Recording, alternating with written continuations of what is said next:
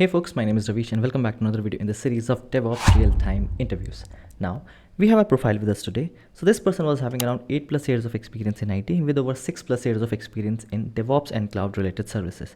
So it is a good interview. Also, before starting this interview, I just wanted to say that if you are having problems in understanding the accent, please switch on the subtitles because that would really help you.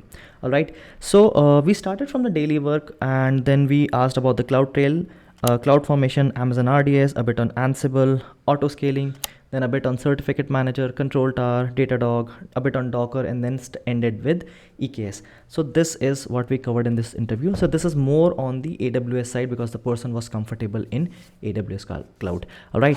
So if you're new over here, please make sure to subscribe to the channel because that really supports us to create more content like this. And if you're watching this video on any other platform, make sure to check out the pinned comment, first comment, or the link given below. All right, so without further ado, let's get started.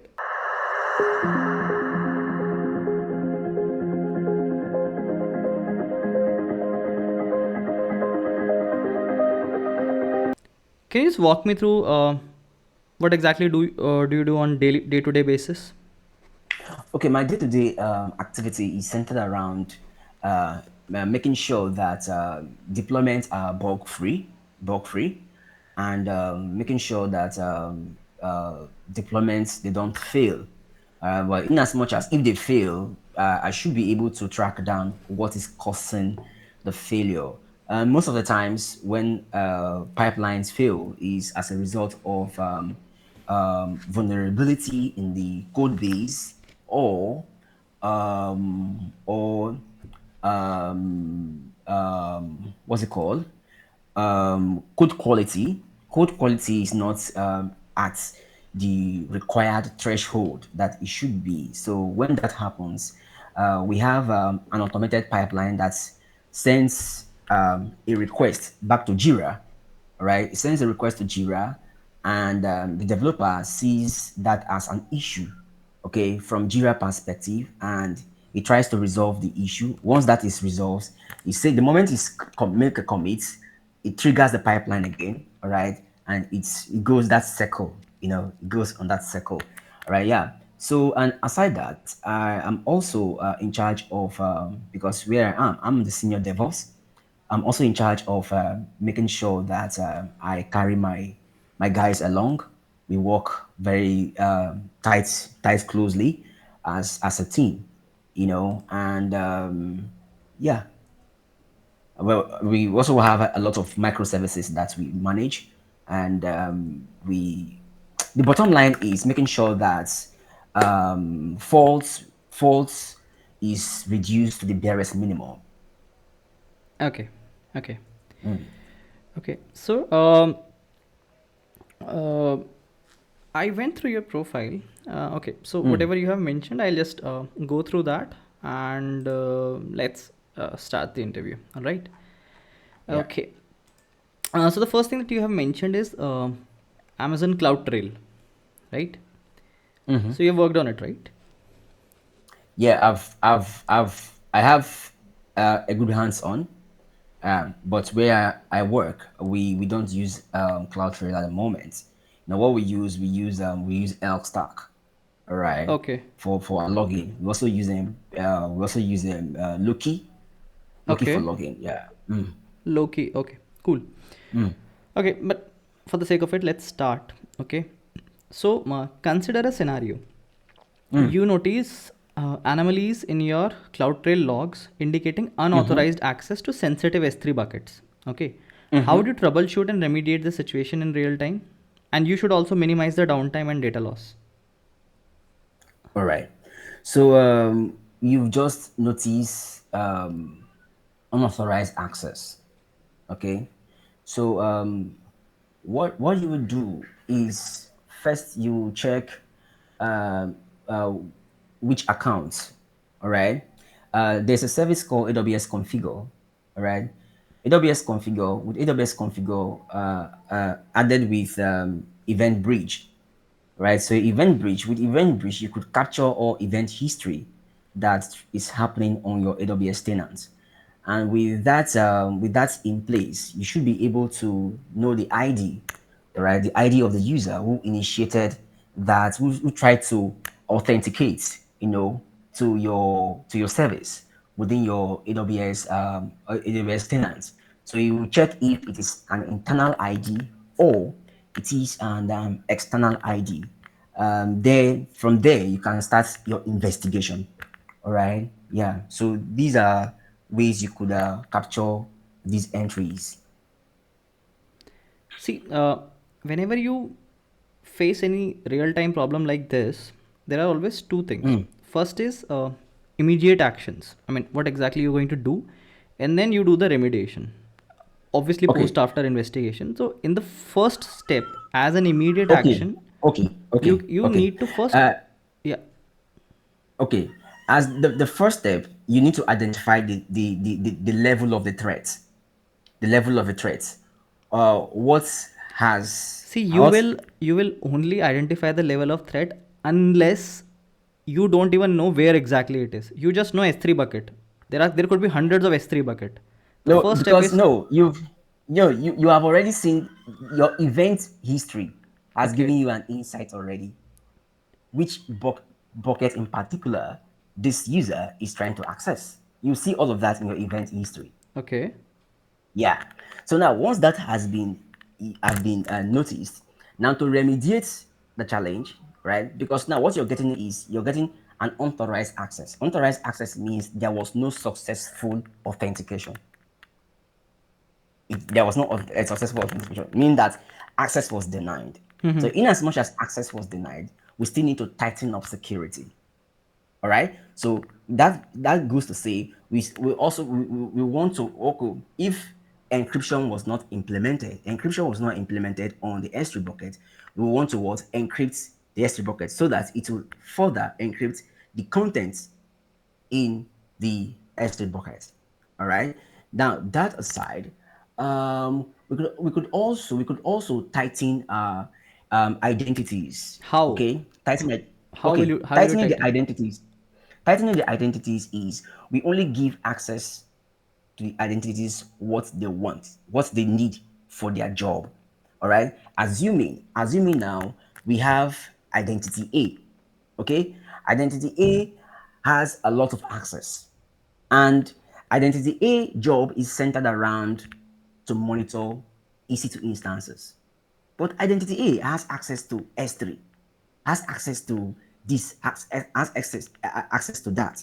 So what we'll do now, we have to assign a least privilege to identity A so that he can only have access to what he needs access for. That is by tightening the identity. Okay. See, the question was mostly towards CloudTrail. Okay. So how we can put CloudTrail in that is you can Okay. analyze CloudTrail Okay. logs to pinpoint the source of unauthorized access. It could be your IP Okay. address, it could be a user which you talked about, and it could be what sort of activity they did. And then if there you think that the accounts are compromised, you can rotate the credentials. Okay. And at the step of remediation, you can consider enabling CloudTrail alerts for suspicious activity to detect future threats in a faster manner. That's how you can do it. Okay. Okay. Let's go ahead. But okay. Okay. Um, have you ever faced a scenario in which you got a DDoS attack or heard about any use case? Distributed. Yeah, I'm aware. I'm aware. Distributed denial of service attack. Um, I've not. Yeah, I wouldn't say I have. No, I've not. Okay. Okay, I'll put a scenario. Let me know if you can Okay. crack it. Okay. So let's say you are the only DevOps guy in your project, DevOps and cloud engineer, and you face a DDoS attack targeting your CloudTrail endpoint. How do you mitigate the attack and protect your logging infrastructure? All right. So what we'll do is we use AWS Shield. Shield. All Okay. right. Yeah. So Shield is one service on AWS that's guides against such an attack. Okay. So I think if that is in place, All right. It will actually give us an insight of what is trying to transfer within your AWS tenant. Okay, I mean, it's an answer for it. First of all, what you can do, you can enable the AWS WAF with DDoS protection rules to filter and block the malicious traffic at the edge. Okay, then you can utilize AWS Shield to further mitigate large scale DDoS attack. Okay, So, it depends. All right, mhm. it depends. Not every perimeter protection requires you to put on a WAF. All right, like Okay, I said, yeah. okay. Can you explain me a scenario in which we should require it and we shouldn't? We wouldn't. I it depends on your architecture, all right, Okay. your design.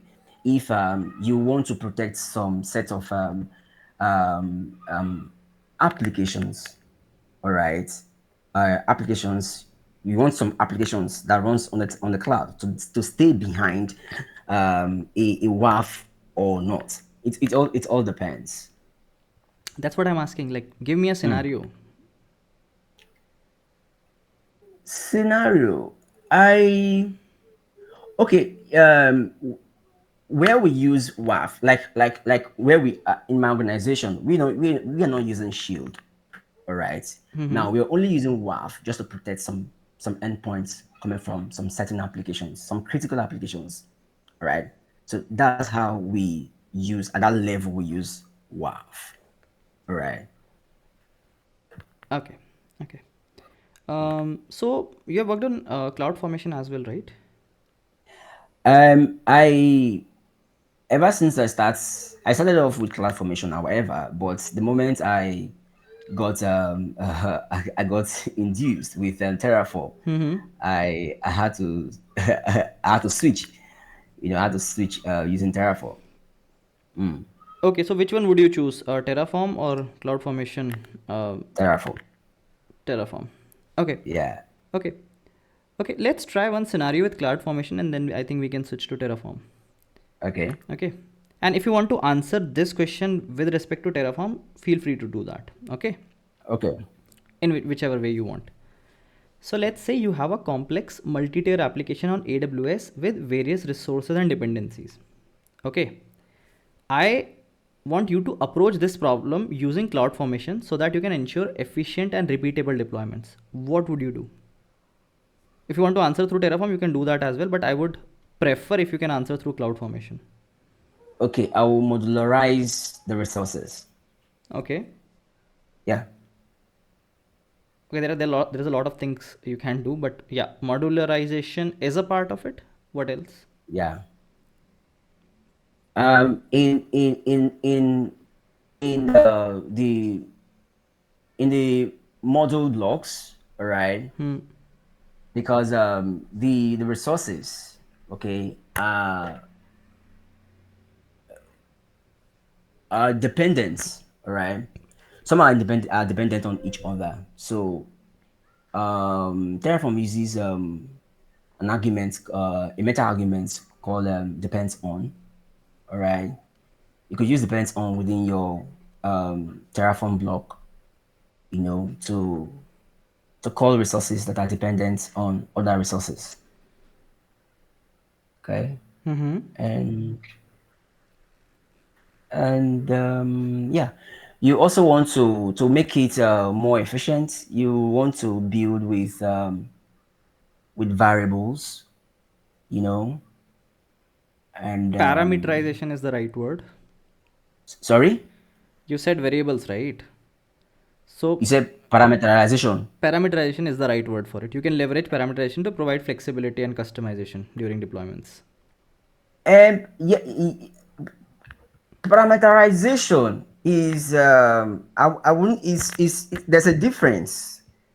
Parameterizing your your Terraform variable. There are two that there's a big difference. All right, is what I've also worked on parameterizing the variables. Okay, You could parameterize them in at the point in real time. All right, you could pass. You could use you override a default value at the point of applying your changes to the cloud. Okay, you could override variables values in real time. So yeah, so I think there's a bit difference. Okay. Okay. I think two things you have talked about. What else we can do is you can, I'm talking about the cloud formation part. You can Okay. utilize the conditional logic and nested stack to manage dependencies and complex configurations. You can implement continuous integration, continuous deployment to automate the deployments and rollbacks if you want. And in CloudFormation, we have something known as chain sets and stack sets for controlled deployment across multiple environments. If you have dev, stage, QA, and stuff, so that you can do. Okay. Okay. Sorry for cutting you as well. Okay, go ahead, happy. Sorry for cutting you. In Terraform as well, we could leverage Terraform workspace, Yes. Terraform workspace to achieve environment isolation you just mentioned. Mm-hmm. Yes, we can do that. Okay. Um, so you have also written Amazon RDS. So what exactly did you do with respect to this in your project or in your previous projects? Okay, you we create database databases, all right, based on the engine that we use. So where we work, we use two engines. We have Postgres and MySQL. So these are the two engines that we work with.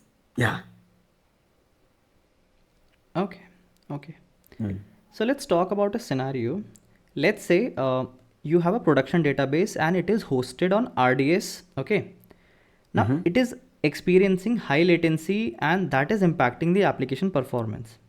As a Mm. DevOps, how would you troubleshoot and improve database performance in real time?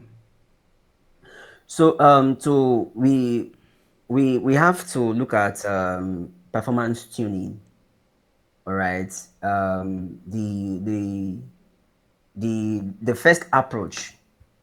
But before the first approach of performance tuning, all right, we could look at the input outputs, the IOPS, all right, the Mm-hmm. IOPS value, all right. Try to set it to a value that is appropriate, Where would that you is see these compatible. values? Where would you see So these values? you see it on the engine blade. So when you go to RDS, you go to your databases and you select your database name. So once you open your database name, you get the details or a bit overview. All right. So you see those settings. Okay. Aha. You can modify those settings.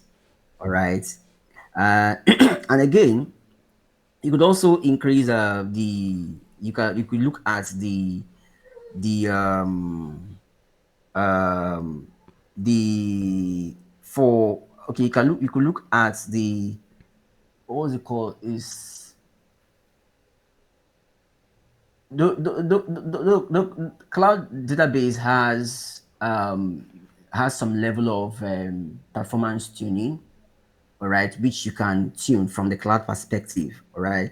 However, if you want to have a better throughput, all right, you want to have proper efficiency, okay, then you have to connect to the endpoint, the database endpoint, all right, maybe from your terminal, and then you run proper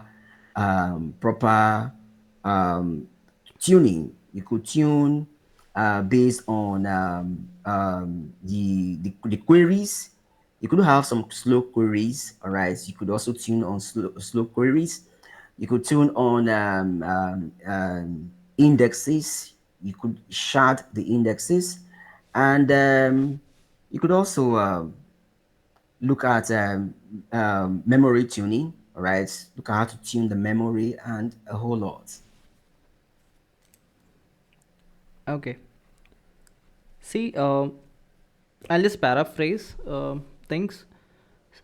As a cloud and a DevOps engineer, I would first go to my RDS CloudWatch metrics and dashboard to identify CPU, memory, and IO bottlenecks. Okay. Then I'll analyze the slow query logs to identify inefficient queries, and then I'll try to optimize them. Okay. You can also consider scaling your RDS instance to a higher tier or changing storage type based on the resource utilization and the timing. Okay. You could also use replicas. Exactly. That's what my next point. You can use RDS replicas to distribute read load and The improve the workload. overall performance.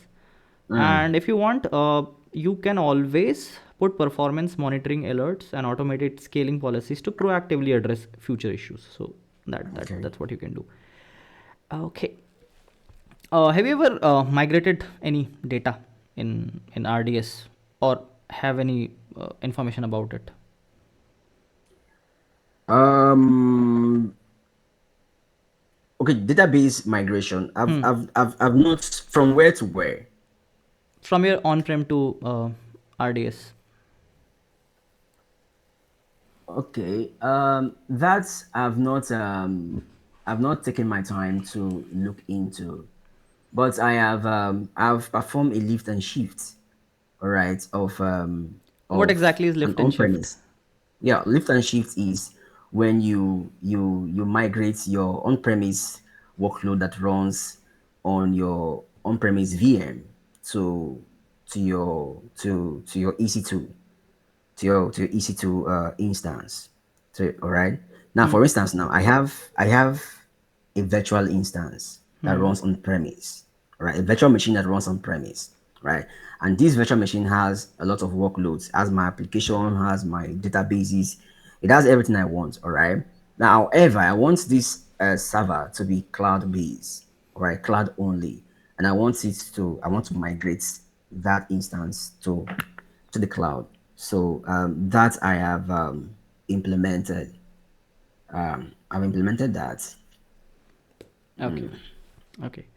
So but you I've not done DMS, which is database migration service, but it's something doable. Yeah, I mean, there are Yeah, several ways. DMS is the easiest one that you can use. It's yeah, dedicated for it. That's not an issue. It's fine. So you've worked on Ansible as well? yeah, yeah. Okay. Let's talk about a scenario then. Um so let's say you need to deploy a large fleet of EC2 instances with various configuration across different environments. Okay. How would you use Ansible playbooks to automate this process consistently and efficiently, of course? All right. So you mean is are the EC2 instance are the instances already available or they are Already not available, available? yes. Already available. So what we do is first of all we set up a control node. All right. So the control node on the control node you have your Ansible installed. Okay. Then the next is to make Ansible to talk to the client machines, all right, the client machines via SSH. So what I'll do, I'll generate my key pair from the control machine and share the key pair for seamless authentication. Okay, for seamless authentication between the control side and the client machines. So once this has been set up, I want to test if Ansible could talk to those machines via, I could use my Ansible ad hoc to ping these machines. I could ping their group. I could create them as a group and group. For instance, if I have database and web servers, I have machines under databases. I have machines under web servers.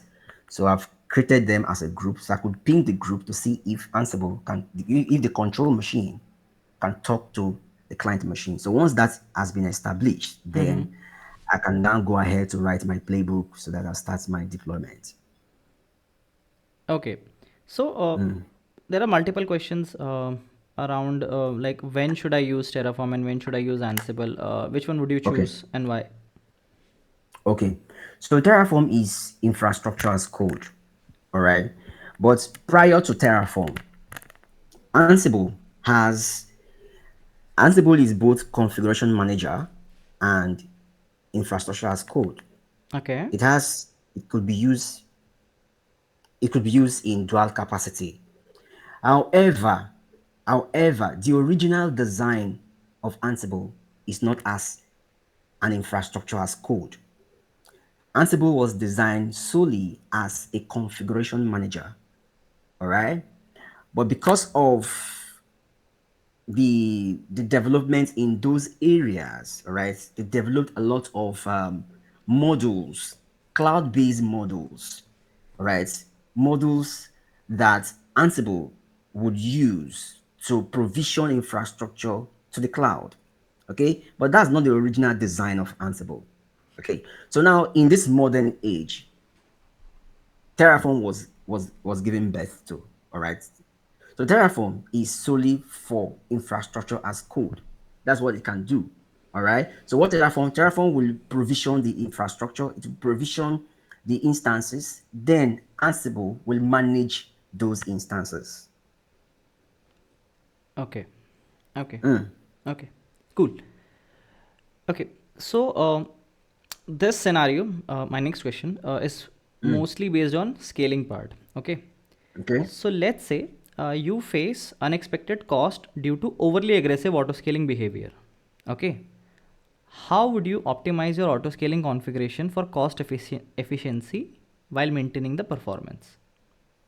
Okay. While maintaining performance, let's say for instance, okay, we could set we could create a script, all right, or aside the script, we could set a scheduling policy such that during business hours, I want to be running, let's say, 10 instances in my autoscaling group. Then I will schedule it such that outside of business hours, maybe from 9 to 5, by 5:30 or 5:20, my scheduling policy should kick in and reduce the number of nodes in my ASG maybe to one. All right, reduce it to one because at that time in the day, the traffic has reduced. All right, traffic has reduced, so I'll reduce the number of instances in my ASG. Then on the next day, maybe before 9 o'clock, maybe 8:45, right, to set the day working and running, my ASG, my scheduling policy will kick in again and increase the number of instances back to the maximum or the whatever which I have set in the ASG. So that is one way. That's one way. And another way is if I am running ASG behind.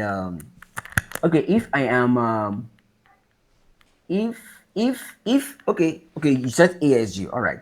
Another way is if I'm not using ASG. Okay, let's say I'm using EKS now, and I have a node group. In that node group, I have, let's say, 13 worker nodes. All right. Okay, I could use the EKS CTL. I could use EKS CTL to reduce the number of worker nodes. All right, at off peak period.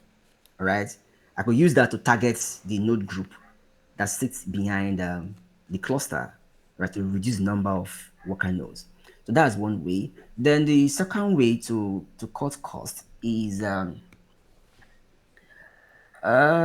cut cost. Okay, so this this cost, cutting costs has always been an issue. Always been an issue. Another way is you just have to create alerts. Okay, alerts that monitors your usage, and you set a threshold. Maybe you could set a threshold for the month. All right, that monitors your billing. So once that threshold is reached, or you can set a pre-threshold. All right. On Azure, I've not tried that on what's it called, on AWS, but on Azure, I have that understanding. You could set a pre-threshold. Maybe your pre-threshold could be $450. All right. So once you get to $450, it gives you a warning. It sends an alert, gives you a warning that you're already gone past your what's it called, your pre-threshold, and your threshold is 500. So you now start have to be very cautious, trying to trade with caution and all of that. So I think that's one other way you could monitor your cloud billings. Okay.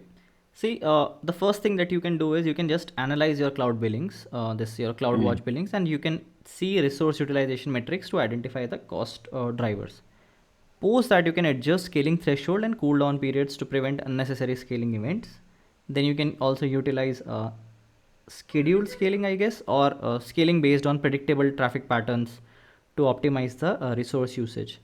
So also you can implement the custom metrics, but that's different thing based on the application specific performance indicators. Okay. Anyway, okay. So have you ever implemented anything related to certificate manager? Have you ever worked Yeah, on it? yeah, Okay, yeah, yes, cool, yes, cool. yes. I've Okay, used certificate manager alongside with my Route 3. okay. So let's say you have your SSL certificates with you, and you are experiencing an issue with your SSL certificate that they are not being recognized by the clients. How would you troubleshoot and resolve the issue? So if it's not being recognized, first thing first, you check if the SSL certificate has expired. Okay, correct. Yeah. So you can check that. Then if it's not being still recognized, um, okay, because I wanted to say the domain, because if you don't have a verified domain, and there's no way you could be issued a certificate. All right, the domain has to be verified, and yeah, I think most of the challenges we have with SSL is always expiry. Yeah, I mean, that's the first thing. You can always utilize the ACM console or CLI to check the certificate status or the validity period. That's the first thing. The next thing you can do is you can verify the domain name and the SANs on the certificates that match your server configuration. Once that does not Um, happens, then yeah, I think you can analyze the browser error messages for specific clues about the problem. For example, I think there's an exceptions to that. There's a bit exception. What will happen is your certificate will go through, but you might have some HTTP errors. Errors like maybe 503. You could be having 503 errors, which you could also be having a 502. These errors could be related to, especially 503. Yeah, 503 could be related to because of you're using a wrong certificate for a wrong domain. A wrong domain. Yeah. So you have to go and check if you have to set up a wildcard or a SAN. All right, a SAN that will accommodate multiple domain names. All right. So these are things you need to look out for. okay, okay, correct. Um, I think you can also, at the end, I mean, what I would do is I'll just work with the domain registrar or the ACM support if the issue persists. That's the last step. But before that, I will try to check that out. And we've always had some challenges, reaching out to AWS support, because there are a few issues I've encountered in our team, which we tried talking to, raising support requests to AWS. They've not been helpful, but we were able to resolve the issue internally. All right. Yeah. I think anything around certificate manager, I think I've seen to the end to some extent. Yeah. I've seen to the end to some extent. Certificate manager and Route 53, I've seen to some extent, because we are very heavy on AWS. Okay, okay. So you worked on control tower as well, right? Yep. Okay. So what exactly is the need of control tower? Okay, so control tower is when you need to, for instance, now you you want to have multiple accounts, all right? You want to set up multiple accounts in your AWS tenants. So Control Tower, alongside with AWS organization, will help to, to organize these accounts into one name.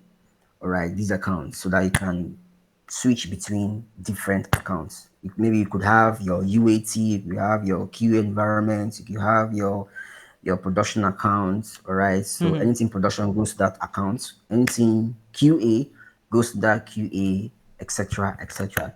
And also you also take cognizance of something governance. All right, so you the aspect, how to put it, something governance though, around that area. So yeah. Okay. So let's say you have multiple developers in your team, okay? And you need to grant developers access to specific AWS resources across different accounts in your organization. How would you use Control Tower and IAM to manage this access securely? So we could it's something I would want to try. Um, okay, we could use AWS configuration. Um,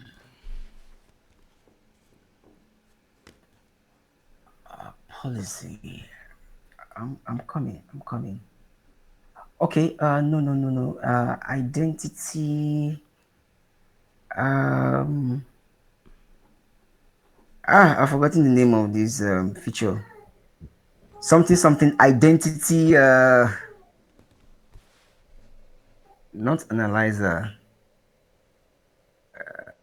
Identity and access Identity. management, IAM, are you talking about? No, no, not just no. You see, at this level, all right, at this level now, is no longer, I am is individual accounts, all Hmm. right, individual accounts, okay, but is there's a name, but it has identity, okay, but it's still the same thing as it has the same functionality as I am. I am is just specific to individual accounts. Yeah, all right. But now Hmm. you want it to go across the entire account, across the entire account. All right. The permission you want to create should go across the entire account. Hmm. Identity.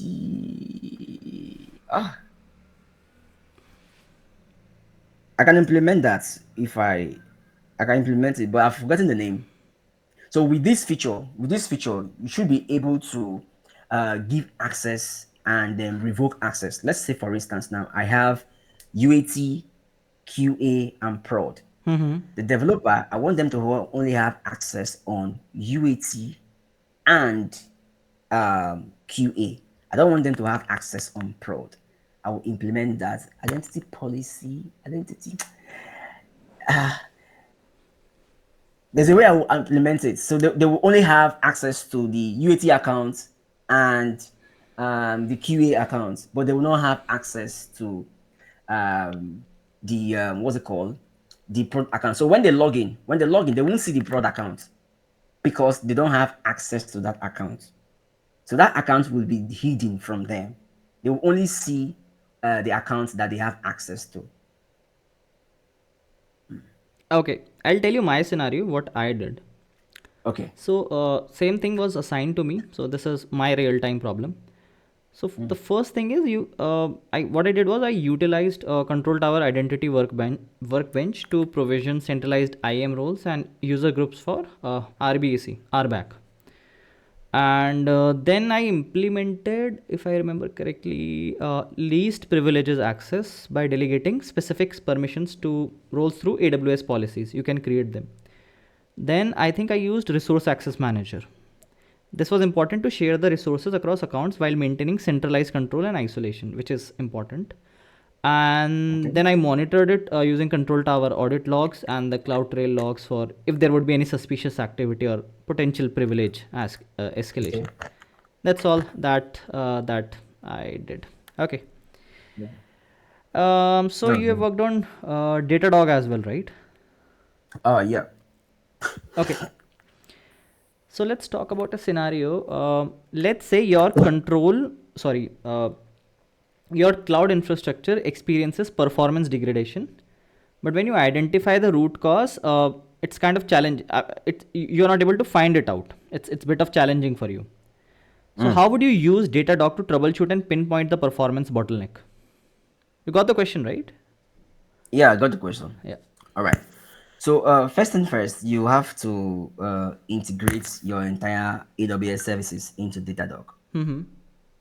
All right, so that Datadog will be able to manage your entire services.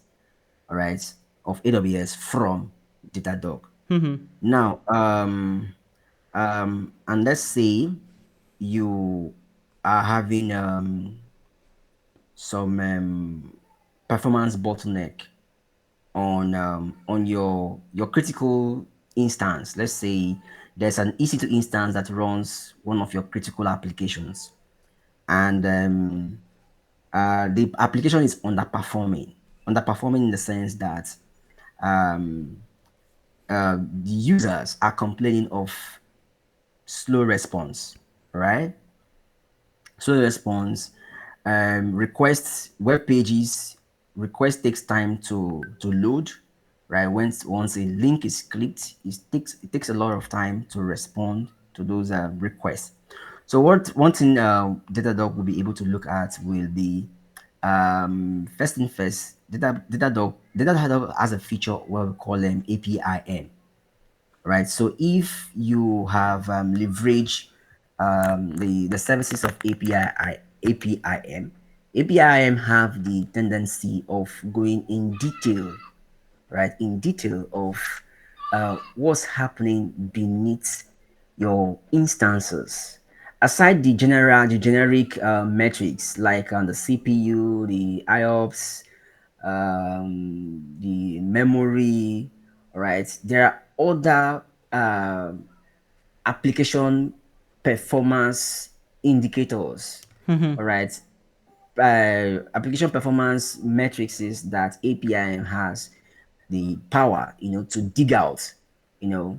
So yeah, it could go as far as if even if it is the web server on the instance that is causing the bottleneck, it will it will pick up those it has a tendency to pick up those endpoints, of performance bottleneck and report the same. So this is how by this way you should be able to dig deeper, into infrastructure performances using what Datadog. Okay. Okay. So recently we have worked on it. So I kind of did the same, and so what I did is I used we have a dashboard for that, right? Datadog dashboards and visualization. I used it to analyze key metrics like CPU memory, network traffic, and application specific indicators. Those are basics. Those Yeah, are basic. that's You get it yeah, out of the box. yeah. Then I mean it's on the engineer who is working on it. He or she has to correlate metrics across different integration. You can have servers, you can have containers, you can have databases, etc. Then you have to identify the resource dependency and bottlenecks. I think it also has a feature of anomaly detection and historical trend analysis to Anomaly. pinpoint. So you can analyze what exactly went through over the period of time, and you can just check outliers causing performance issues. I think it also has tracing features as well, so that you can It track the has. It has trace. Yeah, it has tracing. Yeah. so track the flow across microservices if you use and identify slow or inefficient components. And I've not worked on it, but heard about it that you can use Datadog synthetics for proactive monitoring for external dependencies. I've not used it, heard about it. That's all. No, Datadog is the master of all monitoring tools. Mm-hmm. All right. I take it from me. I have integrated my entire AWS services into Uh-huh. Datadog. I have a video. I run a YouTube channel where I Oh. teach DevOps, and so that video was because of how to keep it very very botanic, all right, very organic, such that because I don't have I don't have much fan base. So it's just few persons that come across my channel, and they always give thanks that they come across my channel. So that video in particular has attracted about 8,000 plus views ever since I dropped the video. Okay. Yeah, so I've been a fan of Datadog. However, why most persons run away from Datadog is because of how expensive it is. Datadog gives you quality, right? It gives you quality, but again, you can't get quality if you can't get quality and you're not being charged for Yeah. quality. You'll be charged for quality. All right. So that's what Datadog offers. However, there are other SaaS monitoring tools that rub shoulder. They want to rub shoulder with Datadog. Tools like Sysdig. Sysdig is there. All right. Sysdig is there. And of recent, we have Grafana Cloud. But these guys are still on the periphery. They're still on the low base, you know. But Datadog blows it out, blows everything out, man. It has everything you want in one place. So yeah. Okay. Okay. Yeah. Hmm. So you have also written Docker in your profile. So let's talk about it then. Okay. Let's say you need to deploy a microservice application across multiple environments consistently. Okay. How do you leverage Docker containers for efficient and portable deployments? Okay. So for continuous deployments, I term it as continuous deployment. So let's say I'm using GitHub as my source control. Okay. Now on my GitHub, uh, in each of my repository, let's say a repository of let's say e-commerce. This e-commerce has three branches. It has master branch, it has the QA branch, and could also have a staging branch. Now, these branches, they have their respective Docker files. All right. All right. So, however, since it's the same code base, there aren't going to be any much changes in the Docker file. All right. Except I was building, let's say, um, a Node.js application, Angular, or React. So in this technology, I could set up. There's a flag for configuration. The configuration will target the environment. All right. This is exceptional for Node, for those JavaScript framework is exceptional, right? But in a general terminology, my Docker file won't change, right? I'm going to maintain same Docker file content across these environments. All right. Okay, so now the next thing will be my CI/CD. So in my CI/CD, I will define steps. I will define steps that will pull the code base. After pulling the code base, it will dockerize the code base based on the Docker file. And once it's been dockerized, then there's another same that stage. I will push the dockerized image to my container registry. It could be if I'm connected to Docker Hub or ECR, right? So once that has been that stage, the next stage will be if I'm deploying into a Kubernetes cluster, right? I want to use install kubectl, right? I want to install kubectl on every of the worker nodes, okay? So that all the worker nodes will have kubectl, a version of kubectl running. Then after the stage, the next stage will be a proper deployment to the Kubernetes cluster. Okay. Okay. Okay. So this would be my last question for today. Um, this is on EKS Kubernetes. So Okay. explain how to deploy a sample application to Amazon EKS.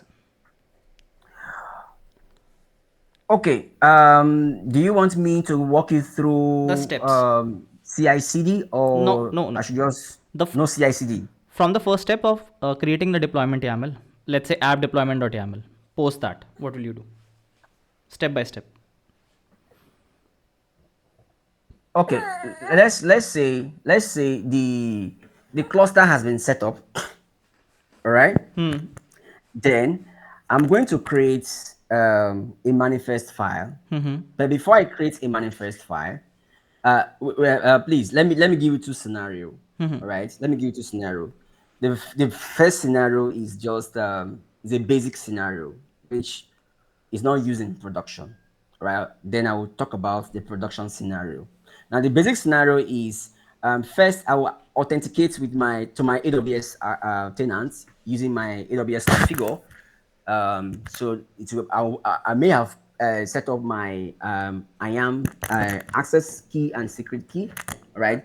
So once I've authenticated to my AWS tenant, the next step is to download the keep config file from my EKS using the AWS EKS update keep config. Okay. So once that has been downloaded, I have the file with me. Before I could talk to the cluster, I need to install a kubectl. Okay, kubectl utility that I would use a kubectl utility that I'll use to interact with the cluster. Okay, so now once has been set up, then I can now go ahead to create my deployment, my manifest file. So in my manifest file, depending on if I'm going with, I just want to create a pod or I want to set up a deployment. All right, let's say if I want to create a deployment, all right, I want to create a deployment, then I'll start with the API version. API version is apps v1. Then the next is the kind. Kind is the name is deployments and metadata where I define the name of the deployment as well as the namespace where the deployment belongs to. And also I'll define the label, all right, key value pair. Then I'll go further and define the spec of that deployment. So once that has been set up, then I can go ahead to use the kubectl apply and apply the deployment, right? So Okay. this is just a method out of the box, right? So if I were to automate the whole process, if oh sorry, let me AC. So if I were to automate the entire process, okay, so I'm going to have three files in my version control in my repository. The first file will be my Docker file. The second file will be my CI/CD file. Let's say, for instance, I use Jenkins. All right, I'm using Jenkins, and the third file will be my deployment.yaml. Okay, so my deployment.yaml is going to define my manifest. All right, then my Docker file is to Dockerize my code base. Then my Jenkins file, which is the most important file, which is going to um, automate the entire process, right from when the code is being checked out to when the code gets built to when the code gets deployed into the cluster. So for that, I'll have to integrate Jenkins with Kubernetes. All right, I'll perform that integration so that Jenkins should be able to deploy directly into a Kubernetes cluster. Then after that phase, I also want to set up um, a a seamless integration between Jenkins and my GitHub. I could use different methods. I could use SSH, all right, to set up that integration. I could also create a GitHub organization, all right, to link my GitHub account with Jenkins so that I can pull anytime from GitHub into Jenkins, all right? So once this has been set up, I can also integrate my Jenkins with AWS, all right? By if I'm building I'm pushing my image to ECR. All right. I want to authenticate Jenkins to AWS with my access key and secret key. All of that will have to be set up, and then there will be a seamless continuous integration and continuous deployment. Okay. Yeah, I think I'm done.